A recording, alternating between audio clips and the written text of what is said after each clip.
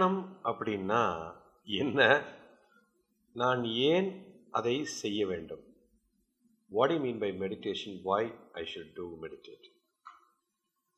See, தியானம் அப்படிங்கிறது நீங்க பண்ற விஷயம் இல்லை. ஃபர்ஸ்ட் இதை புரிஞ்சுக்கணும்.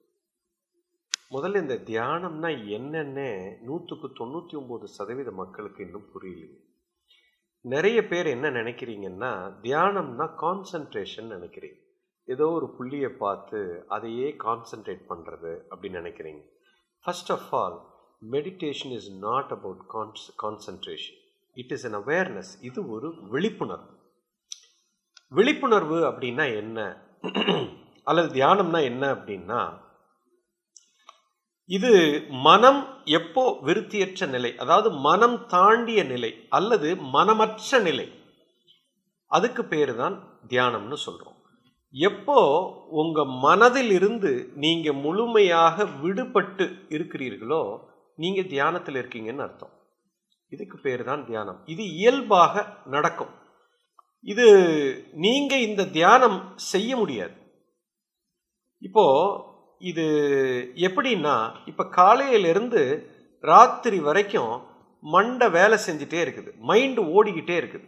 ஏன்னா மனதில் ஏதோ ஒன்று முடிவு பண்ணாதான் நீங்க செயலே செய்ய முடியும். இப்போ இந்த மனம் ஓடிக்கொண்டே இருக்குது நான் ஸ்டாப்பா அப்படின்னு சொன்னா உங்களுக்கு பைத்தியம் பிடித்து விடும், கிறுக்கு பிடிச்சு விடும்.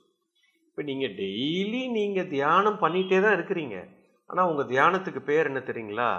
தூக்கம் அப்படிங்கிறீங்க. காலையிலேருந்து மண்டையை ஓட்டி ஓட்டி ஓட்டி ஓட்டி டயர்டாயே களைப்பாயே இந்த பாடி என்ன பண்ணுது, ஆட்டோமேட்டிக்காக டே நிறுத்துடான்னு சொல்லி உங்களை கீழே தள்ளி படுக்க வச்சிருது. இது நீங்கள் ராத்திரி படுத்து காலையில் எந்திரிக்கிறீங்களே, சுவிட்ச் ஆஃப் பண்ணுறீங்களே, இதுதான் தியானம். ஆனால் இந்த தியானத்தில் என்ன நடக்குது அப்படின்னா, நீங்கள் விழிப்பா இல்லை, தூக்கத்தில் இருக்கிறீங்க. விழிப்பு இல்லாமல் மனதை ஆஃப் பண்ணியிருக்கீங்க. அதுக்கு பேர் தான் தூக்கம். இதுதான் தியானம். இப்போ ஒரு லைட் இருக்குன்னா, இந்த லைட்டு எரிஞ்சுக்கிட்டே இருந்ததுன்னா வெடிச்சிரும். இந்த ஃபேன் இருக்கு, ஃபேன் ஓடிக்கிட்டே இருந்ததுன்னா படுத்துரும். இந்த கார் இருக்கு, கார் ஓடிக்கிட்டே இருக்குதுன்னா அது நின்று போயிடும். ஒரு விமானம் பறந்து கொண்டே இருக்குதுன்னா பறக்காது, கீழே விழுந்துரும். அதே போல எந்த ஒரு இயக்கமும், ஓடிக்கொண்டே இருக்கிற இயக்கம் நிக்கணும், அதுக்கப்புறம் தான் மறுபடியும் அது ரொம்ப பிரமாதமா ஓடும். வேகமா ஓடுறீங்க, கொஞ்ச நேரம் ரெஸ்ட் எடுக்கிறீங்க, அதுக்கப்புறம் அந்த சக்தி கிடைச்ச உடனே மறுபடியும் ஓடுறீங்க. ஸோ இயக்கம் அது நிறுத்தப்பட வேண்டும்.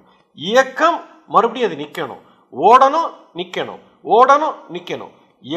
எந்த அளவுக்கு நீங்க தெளிவாக நின்று ரெஸ்ட் எடுத்து சக்தியை உள்ள சேர்த்திருக்கீங்களோ அதுதான் உங்களுக்கு ஓட்டத்துக்கு தேவையான எரிபொருளே கிடைக்கும். அப்போ எந்த ஒரு மனுஷன் நல்ல ரெஸ்ட் எடுத்திருக்கிறானோ அவன் தான் அடுத்த நாள் நிறைய வேலை செய்ய முடியும். ரெஸ்ட்னா என்ன? அதுதான் தியானம். இப்போ நாளைக்கு காலையில உங்களுக்கு நிறைய வேலை இருக்கு, நான் ரொம்ப தீவிரமா வேலை செய்யணும் அப்படின்னா இன்னைக்கு நைட் என்ன பண்ணணும்? நல்ல ரெஸ்ட் எடுக்கணும். அந்த ரெஸ்ட்ங்கிறது மனதுக்கு நீங்க கொடுக்கக்கூடிய ரெஸ்ட். அது இயற்கை உங்களை ஃபோர்ஸ் பண்ணுது, ஃபோர்ஸ் பண்ணி படுக்க வைக்குது. இதுதான் தியானம். இது தூக்கத்தில் நடந்தா அதுக்கு பேரு தூக்கம்னு சொல்றீங்க. இதே ரெஸ்ட் விழிப்பா நடந்துச்சுன்னா அதுதாங்க தியானம். இப்போ நான் இங்க உட்கார்ந்து பேசிக்கொண்டு இருக்கிறேன். நான் பேசிக்கிட்டு இருக்கும் போதே என் மைண்டை நான் சுவிட்ச் ஆஃப் பண்ண முடியும்.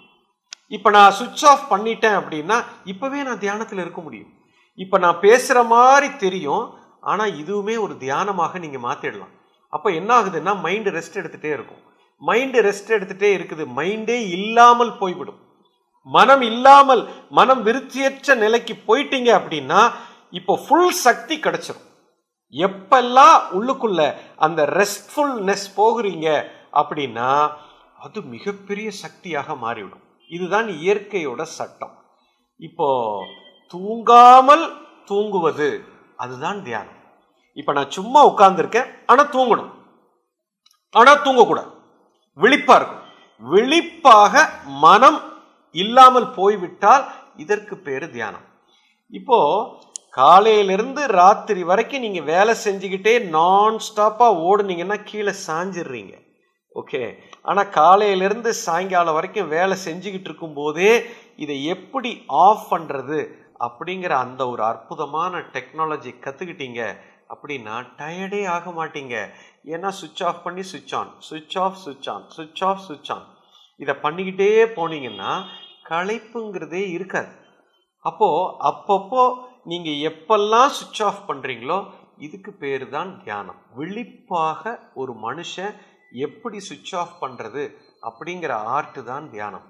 இப்போ சொல்லுங்க, இதை கற்றுக்கணுமா வேண்டாம்? இது ஒரு இன்டர்னல் டெக்னாலஜி. இந்த டெக்னாலஜியை எவன் ஒருத்தன் நல்லா கற்றுக்கிறானோ இவனுக்கு களைப்புங்கிறதே வராது. தியானம்னா ஏதோ கண்ணை மூடி இப்படியே உட்கார்ந்து இருக்கிறது இல்லை. முதல்ல கண்ணை மூடி முழிச்சுக்கிட்டே எப்படி சுவிட்ச் ஆஃப் பண்ணுறதுன்னு கற்றுக்குவீங்க. அந்த டெக்னாலஜியை நல்ல எக்ஸ்பர்ட் ஆகிட்டிங்கன்னா கண்ணை மூட தேவையே இல்லை. சும்மா இப்படி பேசிக்கிட்டே சுவிட்ச் ஆஃப் பண்ணலாம், கார் ஓட்டிக்கிட்டே சுவிட்ச் ஆஃப் பண்ணலாம், சைக்கிள் ஓட்டிக்கிட்டே சுவிட்ச் ஆஃப் பண்ணலாம், நடந்துக்கிட்டே சுவிட்ச் ஆஃப் பண்ணலாம், பேசிக்கிட்டே சுவிட்ச் ஆஃப் பண்ணலாம். You understand? அந்த ஆர்ட்டை கற்றுக்கிட்டிங்கன்னா எப்போவுமே களைப்பே வராது. ஸோ விழிப்பாக இருப்பது, ஒரு செயல் செய்து கொண்டே மனம் விருத்தியற்ற நிலைக்கு எடுத்து செல்வது, இதற்கு பேர் தான் தியானம். Concentration is not meditation. You understand? இந்த ஒரு கலையை, ரொம்ப அற்புதமான கலையை தான் நாங்கள் கற்றுக் கொடுக்கிறோம். இதை கற்றுக்கிட்டவனுக்கு எப்போவுமே ஜெயம்தான், மிக சக்தியாக இயங்குவான். புரிஞ்சிருக்கும்னு நினைக்கிறேன்.